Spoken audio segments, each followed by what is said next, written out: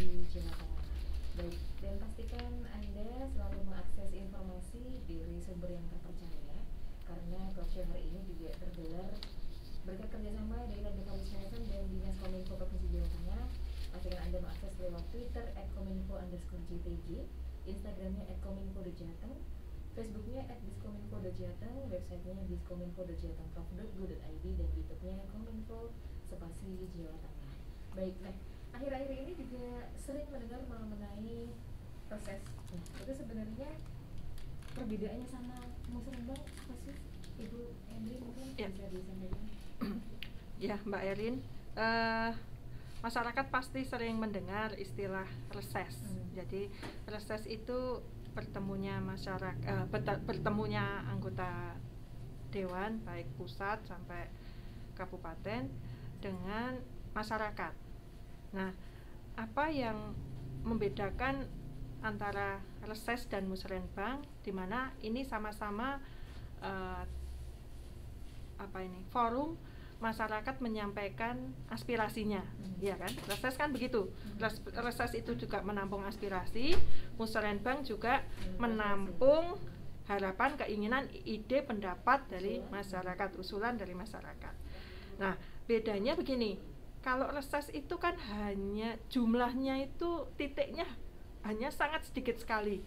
Misalnya di satu kabupaten ada misalnya 300 desa dan kelurahan. Yang bisa terjamah reses oleh anggota dewan mungkin hanya 10% lah dari seluruh total desa, misal begitu, Mbak. Karena masing-masing beda. Masing-masing anggota dewan itu dalam menyelenggarakan reses itu ada yang berbasisnya desa, ada yang berbasis kecamatan, ada yang berbasis lembaga, misal organisasi, misalnya apa ya, KWT, atau teman-teman NU berbasisnya untuk reses itu Muslimat Fatayat misalnya gitu kan. Ada yang berbasisnya desa, satu desa mengumpulkan sekian orang. Nah, karena jumlahnya yang sangat sedikit, tentu tidak bisa semua desa menyampaikan aspirasinya lewat anggota dewan gitu. Yang biasanya yang disampaikan ke kami adalah desa-desa yang menjadi basis kami gitu. Jadi di satu desa tertentu saya mendapat suara yang cukup banyak. Nah, di situ saya menyelenggarakan reses. Nah, masyarakat atau teman-teman yang kemarin memberi dukungan kepada kami biasanya menyampaikan keinginan atau apa yang dibutuhkan oleh masyarakat di situ begitu.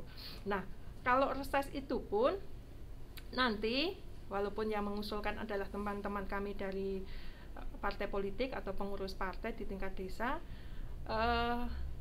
dana yang cair dari pemerintah provinsi itu tetap lewat rekening desa, kecuali untuk yang hibah. Kalau yang hibah memang bisa langsung ke rekening lembaga. Misalnya untuk TPA, TPQ itu bisa langsung ke rekening lembaga.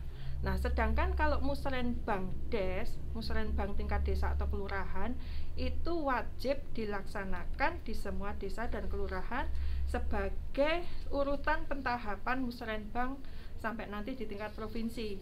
Jadi semua desa atau kelurahan itu pasti menyelenggarakan musrenbang begitu. Nah, nanti usulan musrenbang yang dari desa ke kecamatan nanti diusulkan lagi kabupaten kota, kabupaten kota nanti diusulkan ke provinsi, dan di situ akan dipilih yang super prioritas dan prioritas, ditambah dengan pokok pikiran yang diusulkan oleh masyarakat melalui reses atau melalui kunjungan daerah pemilihan. Kami ada agenda kunjungan daerah pemilihan, itu akan menjadi RKPD, Rencana Kerja Pemerintah Daerah. Ini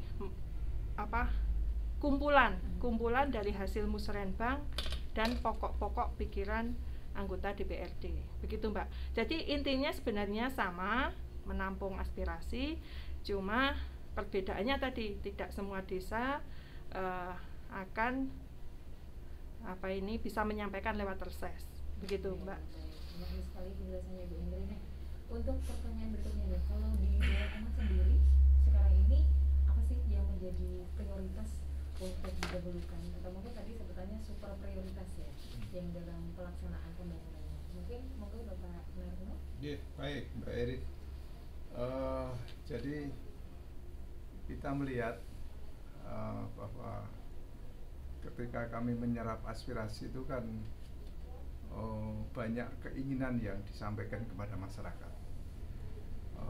Saking banyaknya kan kemudian berpengaruh pada kemungkinan anggaran yang disediakan.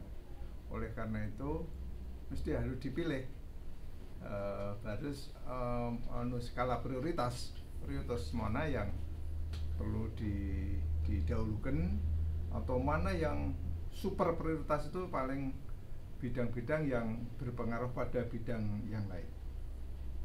Oleh karena itu di Provinsi Jawa Tengah telah disepakati dan ditetapkan yang pertama prioritas dalam mengkaji usulan-usulan Musrenbang itu akan didahulukan yang menyangkut pemenuhan dan pelayanan dasar masyarakat, yang menyangkut hajat hidup orang banyak, seperti umpamanya masalah pangan, kan berarti menyangkut masalah bidang pertanian, ini kan penting sekali. Kemudian masalah kesehatan, kita kan sekarang ini sedang menghadapi Corona 19 yang belum berakhir, dan juga masalah pendidikan. Ini pelayanan dasar kepada masyarakat yang harus diprioritaskan. Usulan-usulan seperti itu yang menjadi prioritas yang pertama. Kemudian yang kedua, pemerintah Provinsi Jawa Tengah sekarang ini sedang fokus terhadap pemulihan ekonomi di bidang sektor ekonomi yang terdampak dari pandemi 19.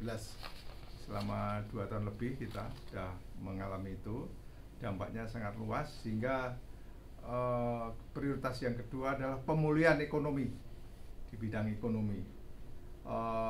Terutama umpamanya di bidang pariwisata, di bidang pertanian, di bidang perdagangan dan UMKM contohnya. Ini menjadi prioritas yang kedua atau skala prioritas yang utama setelah tadi pelayanan dasar.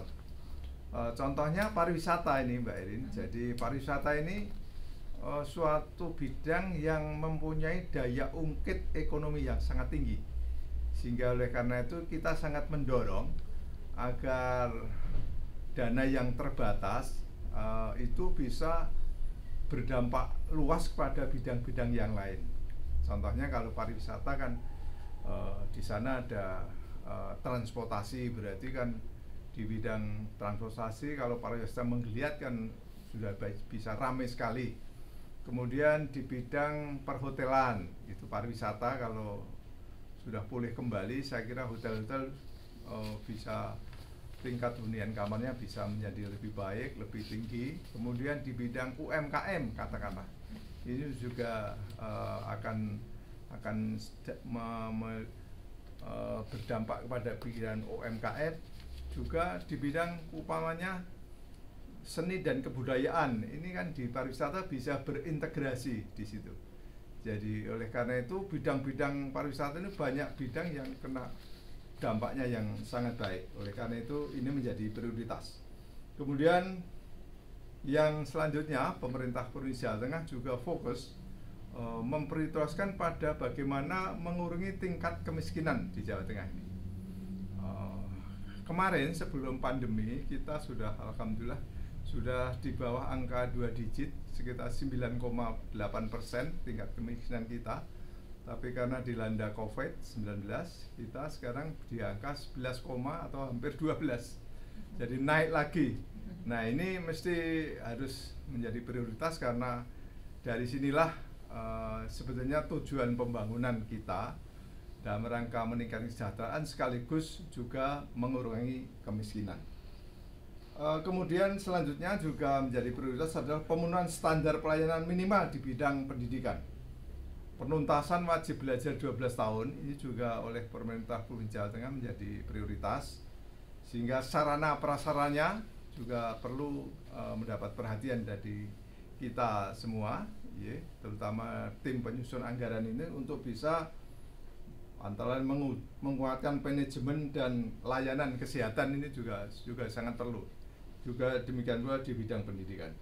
Kemudian yang terakhir barangkali pemenuhan sarana dan prasarana publik antara lain jalan, jembatan, ya, infrastruktur lainnya, pertanian, kemudian bendungan-bendungan, embung-embung di daerah pantai utara Jawa Tengah atau di daerah Blora ini kita fokus di sana. Jadi itu Mbak Erin beberapa prioritas yang diutamakan oleh pemerintah Provinsi Jawa Tengah dalam menyusun anggaran untuk tahun-tahun berikutnya. Demikian. Ya. Oke, baik. Nah, kalau tadi kita sempat menyinggung prioritasnya adalah terutama recovery ekonomi saat pandemi ini. Bagaimana sih sekarang ini sejauh mana kemampuan pemerintah provinsi dalam memenuhi usulan pembangunan dari masyarakat? Mungkin Bapak Sarno bisa disampaikan. Ya, terima kasih Mbak Erin terkait berapa keterlibatan pemerintah provinsi ya di dalam menyikapi usulan-usulan Musrenbang, otomatis usulan-usulan dari kabupaten. Ya, kami sampaikan ya untuk prioritas tidak disampaikan oleh Pak Ibu Indri, Pak Narno bahwa tadi di dalam Musrenbang itu kan diambil yang mana yang lebih penting, skala prioritas, bahkan super prioritas. Itu jadi dari awal Musrenbang Des itu sudah dipilih mana yang nanti akan dibawa usulan ke Musrenbang tingkat kecamatan. Jadi sudah diambil tidak semua usulan dari masing-masing desa RT itu bisa dibawa ke tingkat kecamatan semua. Jadi diambil mana yang skala prioritas. Otomatis kalau yang sudah di skala prioritas insya Allah akan bisa terpenuhi atau terlaksana. Bahkan juga sama saja suatu misalnya nanti di Musrenbang kecamatan dari usulan kumpulan berbagai macam desa itu kan tidak bisa tercover semua juga. Nah itu diambil skala prioritas, diusulkan mana yang akan dibiayai di kabupaten, kemudian berlanjut mana yang akan dibiayai di provinsi. Nah di Musrenbang tingkat kabupaten ini mencari yang betul-betul mendesak yang harus dilaksanakan atau pembangunannya, diambil skala prioritasnya. Nah di situ akan dibawa ke Musrenbang di tingkat provinsi. Di situ juga akan dipilih lagi. Tidak semua usulan dari kabupaten ini bisa tercover oleh provinsi semua. Di situ juga akan dibahas dirembuk. Itu mana yang betul-betul prioritas. Ya, itu akan otomatis kalau sudah di dalam hasil Musrenbang sudah skala prioritas betul mendesak, insya Allah itu akan dipenuhi dan dilaksanakan. Tapi tidak semua 100% lah. Tadi mana tetap akan dipilih-pilih dulu lah mana yang harus betul-betul mendesak skala prioritas. Tadi sampaikan Pak Arno betul. Ini kita kan dalam masih pemulihan pasca pandemik ya, walaupun ini masih pandemik juga, walaupun sudah ada kelonggaran ya menuju endemik, mudah-mudahan akan segera menuju endemik. Itu. Jadi kalau sudah menuju endemik insya Allah ini sudah mulai membaik dan insya Allah perekonomian kita juga akan segera pulih karena pemerintah ini baik daerah sampai pusat itu masih fokus untuk pemulihan ekonomi. Tadi betul sampai Pak Narno, prioritas kita adalah pemulihan ekonomi. Memang saat ini untuk infrastruktur agak terlambat karena untuk memulihkan perekonomian kita. Ya kayak gitu. Oke, baik. Sebelum kita nanti bahas lebih lanjut mengenai tema hari ini, tentunya kita akan sambung kembali selepas yang berikut ini. Jadi pastikan Anda tetap stay tune di 100.3 FM. Karisma Trio Musik Terkenal. Ini Pak Sarno udah mau tidak? Bu Endri bawa headphone sendiri ya? Bagus.